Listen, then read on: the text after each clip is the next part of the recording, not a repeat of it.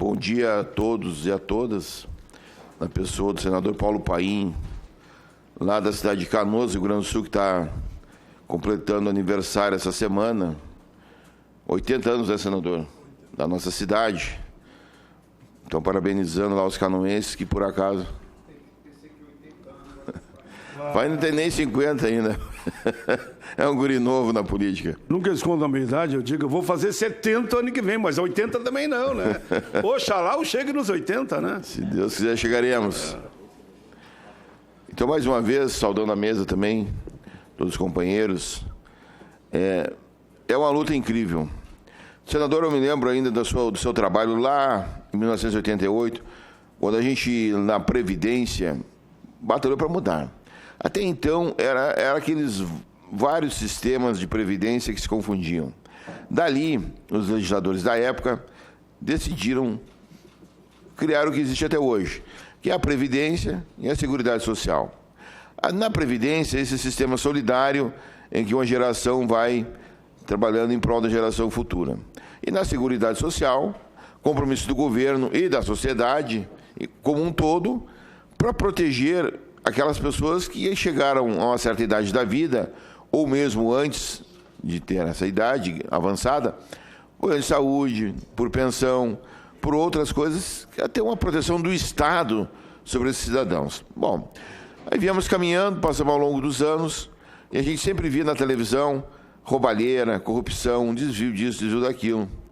E por uma ação do próprio senador Paulo Paim e de um grupo de senadores, foi criado aqui na casa a CPI, que hoje em dia é contestada. Ora, mas na época, nós tivemos aqui 31 audiências públicas, das quais a gente participou, da maioria delas, onde pessoal de todos os segmentos da sociedade, de todos tiveram a oportunidade de falar, debater.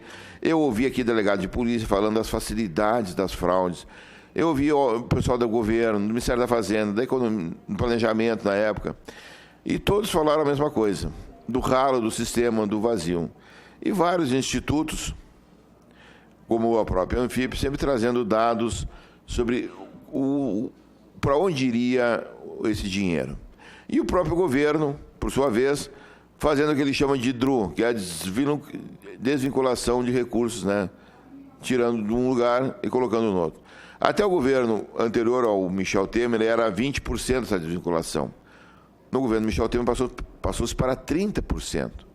Então, segundo os dados oficiais, são valores absurdos que em 20 anos levaram 3 trilhões de recursos que saíram do ralo da Previdência. É óbvio. A CPI, então, apontou tudo isso. Projeto de lei para melhorar a fiscalização, o que ele mesmo falou sobre fechar as torneiras, estancar os furos, barrar as fraudes, tudo isso foram feito. Mas, de um momento para o outro, vem outra proposta de governo dizendo não vamos ir atrás do sonegador, não vamos atrás de cuidar, de aumentar a receita, vamos atacar a despesa. Ora, numa das piores crises que o país já viveu, não é verdade? Onde o desemprego está na altura que está. É óbvio que todos esses fatores diminuem o quê? A arrecadação. Então você propõe a pior remédio quando o paciente está com a pior doença. Então, ao invés de tentar recuperar primeiro o paciente ou a economia para ela ficar saneada e depois, com base numa realidade mais efetiva, buscar entender o que se pode fazer. Não, o paciente está ali terminal e estão tentando buscar como ele vai fazer para entrar na academia. Não é assim que funciona a coisa, a gente não imagina isso. E nós, lá no Sind Receita, no nosso sindicato, nós trabalhamos na Receita Federal, eu sou analista.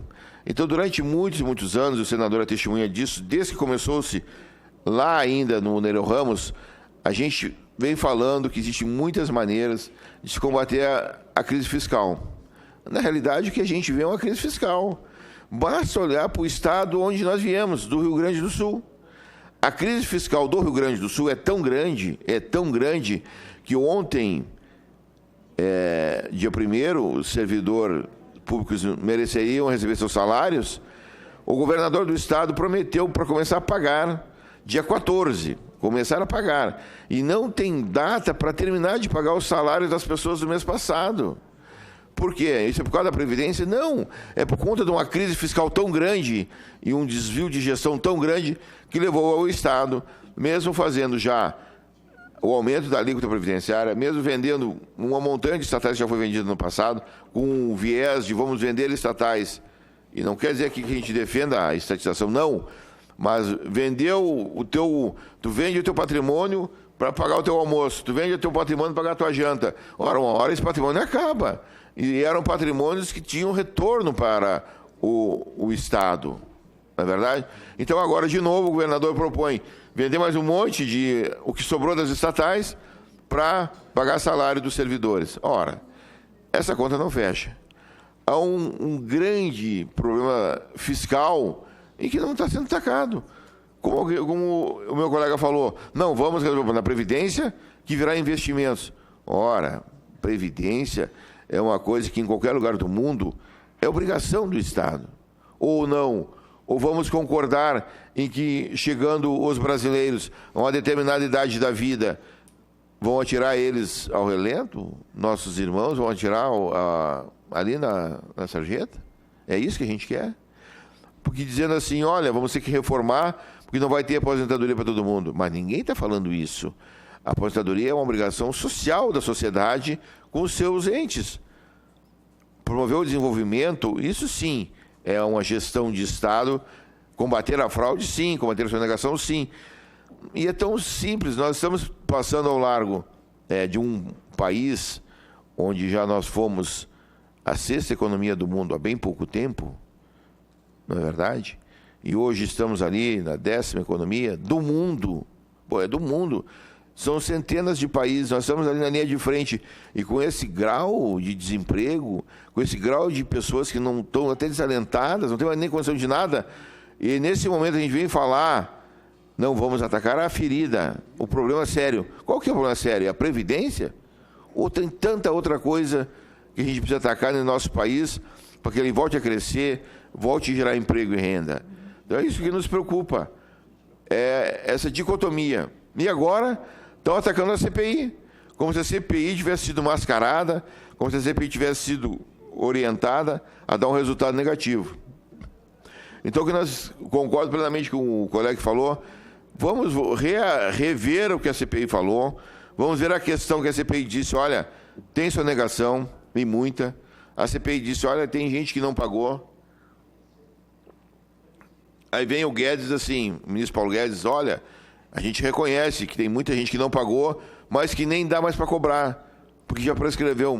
Então o governo deixou prescrever, que era a função dele, governo, não interessa qual governo, cobrar a dívida, fazer o maior possível para cobrar de quem sonegou ou pegou o dinheiro que não era dele. Muitas vezes o dinheiro não era dele, era do trabalhador, ele desviou. Aí nós temos clube de futebol, aí nós temos grandes bancos, aí nós temos grandes empresas que não pagaram.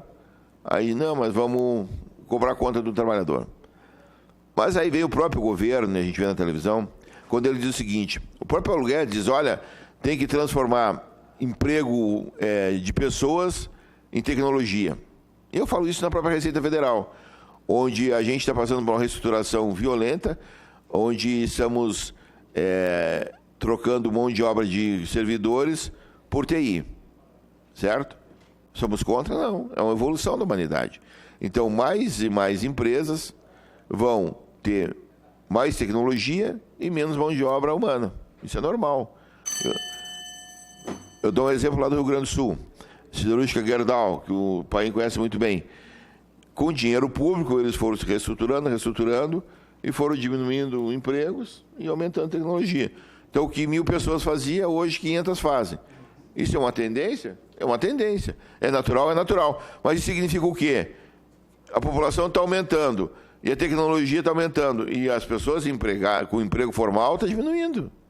Então, como que nós vamos dizer que essas pessoas que estão tendo menos opções de acessarem ao mercado de trabalho vão ter que trabalhar 10, 15, 20 anos a mais? Pô, que incoerência! No mínimo, quanto é governo, tem que ter no mínimo de coerência. Tu tem que fazer um discurso coerente. Olha, eu estou dizendo que tu vai ter que trabalhar 20 anos a mais, mas eu estou dizendo que vai ter emprego para te trabalhar 20 anos a mais. É o mínimo que tu vai ter que exigir do teu governo. não é verdade? Ou do governo de plantão. Então, ao invés de se fechar as torneiras, de fechar tudo, não, vamos cobrar mais de quem não vai pagar. Porque o cara não vai trabalhar para pagar, porque não vai ter emprego. O Sind Receita tem proposta, senador, de melhorar qualificativamente a receita. Hoje em dia nós temos uma mudança muito grande na internet, o comércio eletrônico. E muitas vezes o governo deixa de arrecadar nesses e-commerce, porque ainda está indo à frente da nossa possibilidade de atualização da legislação. Então, está tudo andando muito rápido. E o governo demora a avançar. E o dinheiro que anda por aí, né, que todo mundo sabe que existe, que é o dinheiro que está pela sonegação, que origina-se no desvio do comércio ilegal e de tanta coisa. Só para... Você pode confirmar o nome, depois os outros confirmam. Eu já vi dados dizendo que é de 300 a 400 bilhões de sonegação por ano. Se tivesse mais estrutura, né? Exato. Mais ou menos isso. Um pouquinho mais. Diz que é mais. É mais. O Floriano está dizendo que é o quê? Pode dizer aí, Floriano. Em torno de 500 bi por ano de sonegação. Você tem toda a razão. E o senhor já vem falando essa bandeira, me lembro desde um evento que a gente teve há uns 4 anos atrás, e melhorar a máquina estatal. Não é aumentar ou tirar o perito lá e tirar uma pensão de um coitado que está ali que ganha um salário mínimo. Pelo amor de Deus.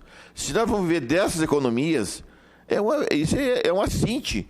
Quando a gente vê milhões e milhões saindo nessas movimentações paralelas, e aí pergunta-se, onde é que estava o governo nesse momento?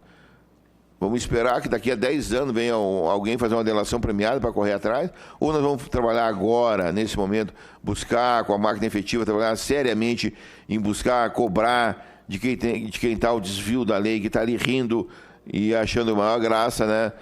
E são tantas e tantas fraudes o tempo todo. Eu tenho que focar nisso, um país sério, né? Tratar com carinho o nosso idoso, tratar com carinho aquela pessoa deficiente, tratar com carinho nossos professores, tratar com carinho a nossa vovozinha, ou vamos fazer como era antes de 88, que eu me lembro muito bem, que a minha mãe mandava levar um prato de comida no pátio do lado, porque ali tinha uma senhora que a família tinha abandonado, que não tinha SUS, que não tinha um asilo, que não tinha coisa nenhuma. Ou vamos lá em Porto Alegre, no asilo Padre Cacique, ali perto do Beira-Rio, e ver a situação daqueles idosos que estão lá, merecendo só o apoio do Estado. Então, tem que olhar a realidade. E nós queremos trabalhar, senador. Nós, lá, os analistas, temos muito projeto na área para melhorar essa arrecadação, com qualidade de arrecadação, cobrando de quem pode pagar realmente, não do coitado que precisa mais, é de uma mão amiga.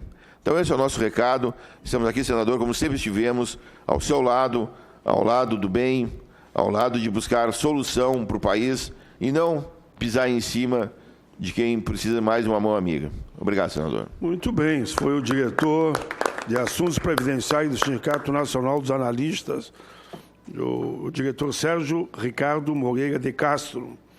Ele é diretor do Sindicato Nacional dos Analistas Tributários da Receita Federal, Sind Receita.